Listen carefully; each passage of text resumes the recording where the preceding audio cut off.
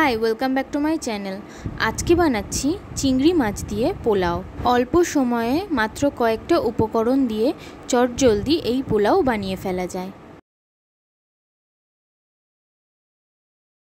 চলো তাহলে দেখে নিই চিংড়ি মাছ দিয়ে পোলাও কিভাবে বানাতে হয়। চিংড়ি মাছটাকে আমি ম্যারিনেট করছি। ম্যারিনেট করার জন্য লেবুর রস, নুন, গোলমরিচ গুঁড়ো আর হলুদ দিয়ে খুব ভালো করে একসাথে সব উপকরণগুলোকে মিশিয়ে 10 থেকে 15 মিনিটের জন্য রেখে দিতে হবে। এই ম্যারিনেটের ফলে চিংড়ি মাছগুলো বেশ জুসি থাকবে। এরপর আমি পোলাও বানানোর জন্য নিয়েছি গোবিন্দভোগ চাল। যে কোনো পোলাওয়ের চাল মানে বাসমতি চাল বা বাঁশকাঠি চাল তোমরা ব্যবহার করতে পারো। আমি গোবিন্দভোগ চালটাকে ভালো করে ধুয়ে নিচ্ছি। যতক্ষণ না জল পরিষ্কার হচ্ছে ততক্ষণ 2 থেকে 3 বার মতন জল পাল্টে পাল্টে চালটাকে খুব ভালো করে ধুয়ে নিতে হবে।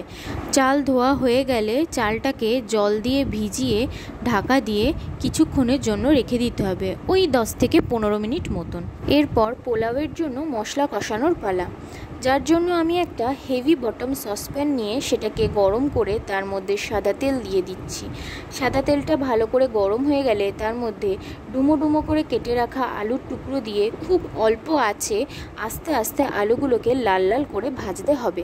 অল্প আঁচে আলুগুলোকে ভাজার কারণ হলো যাতে আলু কিছুটা সিদ্ধ হয়ে যায়, কারণ আমি ব্যবহার করছি গোবিন্দভোগ চাল আর চিংড়ি মাছ, যেটা সিদ্ধ হতে কিন্তু খুব বেশি সময় লাগে না। তাই আলুগুলো বেশ খানিকটা সিদ্ধ হয়ে যাওয়ার পর লাল করে ভেজে নিয়ে একটা পাত্রে তুলে রাখছি। ওই একই তেলের মধ্যে আমি ম্যারিনেট করা চিংড়ি মাছগুলো দিয়ে দিলাম। এবার চিংড়ি মাছগুলো খুব ভালো করে ভেজে নিয়ে তুলে রাখতে হবে। আগেও একবার বললাম চিংড়ি মাছ রান্না হতে কিন্তু খুব বেশি সময় লাগে না, তাই মিডিয়াম টু লো ফ্লেমে 1 থেকে 2 মিনিট ভেজেই তুলে রাখতে হবে।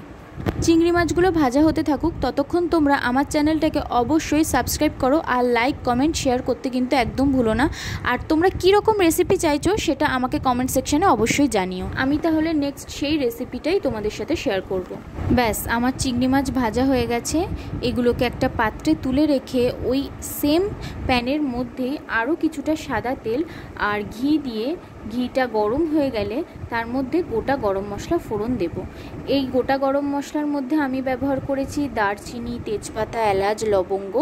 গোটা গরম মশলাগুলো ফোড়ন দেওয়ার সাথে সাথে পুড়ে ওঠার আগেই আমি দিয়ে দিচ্ছি পেঁয়াজ কুচি আর দিয়েছি সামান্য নুন, যাতে পেঁয়াজের কালারটা খুব তাড়াতাড়ি আসে। পেঁয়াজটা আমি ঢাকা দিয়ে ভাজছি, তার ফলে খুব তাড়াতাড়ি পেঁয়াজ নরম হয়ে যাবে আর নুন দেওয়ার ফলে খুব ভালো একটা কালার আসবে। পেঁয়াজ ভাজা হয়ে গেছে। এরপর এর মধ্যে আদা আর কাঁচা লঙ্কা একসাথে বেটেছি, সেটা দিয়ে খুব ভালো করে এবার মশলাটাকে অল্প আঁচে কষাতে হবে। মশলা থেকে তেল ছেড়ে গেলে তার মধ্যে লঙ্কার গুঁড়ো, হলুদ গুঁড়ো দিয়ে আবারও ভালো করে মিশিয়ে আমি এর মধ্যে সামান্য পরিমাণ জল দিয়ে মশলাটাকে আরও কষাবো। জল দেওয়ার কারণ হলো গিয়ে যাতে মশলাগুলো পুড়ে না যায়। ঢাকা দিয়ে মশলাটা কষাচ্ছি, যার ফলে মশলা কিন্তু খুব ভালোভাবে কষবে আর তেলটাও খুব সুন্দরভাবে ছেড়ে যাবে। পেঁয়াজ গলে গেলে তার মধ্যে আগে থেকে যে ভেজে তুলে রাখা আলুগুলো সেগুলো আমি দিয়ে দিলাম। দিয়ে এবার ঢাকা দিয়ে আলুগুলোকে ফুল কুক করতে হবে। যতক্ষণ না আলু পুরো সিদ্ধ হচ্ছে ততক্ষণ সামান্য জলের ছিটে দিয়ে আমরা আলুটাকে সিদ্ধ করব। আলু সিদ্ধ হয়ে গেছে কিনা সেটা আমি চেক করে নিয়েই ভেজানো চালটা এবার ওই কষানো মশলার মধ্যে দিয়ে দিচ্ছি। জল দিয়ে ভিজিয়ে রাখা চালটা কিন্তু জল শুদ্ধ সসপ্যানের মধ্যে ঢেলে দিলে চলবে না। আমি এখানে জল ঝরিয়ে নিয়ে তারপরেই সসপ্যানের মধ্যে চালগুলো দিয়েছি। চালটা দেওয়ার পর মশলার সাথে চালটাকে খুব ভালো করে ভাজতে হবে। একটা বেশ চিটচিট শব্দ হলে বুঝতে হবে চাল ভাজা হয়ে গেছে। এরপর পরিমাণ মতন জল দিয়ে ভালো করে মিশিয়ে তার মধ্যে স্বাদ মতন নুন আর কিছু ড্রাই ফ্রুটস দিয়ে দিচ্ছি। আমি এখানে কাজু আর কিশমিশ ব্যবহার করেছি আর দিচ্ছি চেরা কাঁচা লঙ্কা আর সামান্য চিনি দিয়ে খুব ভালো করে মিশিয়ে নিয়ে ঢাকা দিয়ে এবার চালটাকে কুক করতে হবে। কিছুক্ষণ পর ঢাকনা খুলে চাল 60 to 70% কুক হয়েছে কিনা সেটা চেক করে একটু নাড়াচাড়া করেই ভেজে রাখা চিংড়ি মাছগুলো দিয়ে দিচ্ছি। চিংড়ি মাছগুলোকে চালের সাথে খুব ভালো করে মিশিয়ে আবারও ঢাকা দিয়ে চালটাকে সিদ্ধ হওয়া পর্যন্ত অপেক্ষা করতে হবে। কিছুক্ষণের মধ্যেই গোবিন্দভোগ চাল সিদ্ধ হয়ে যাবে।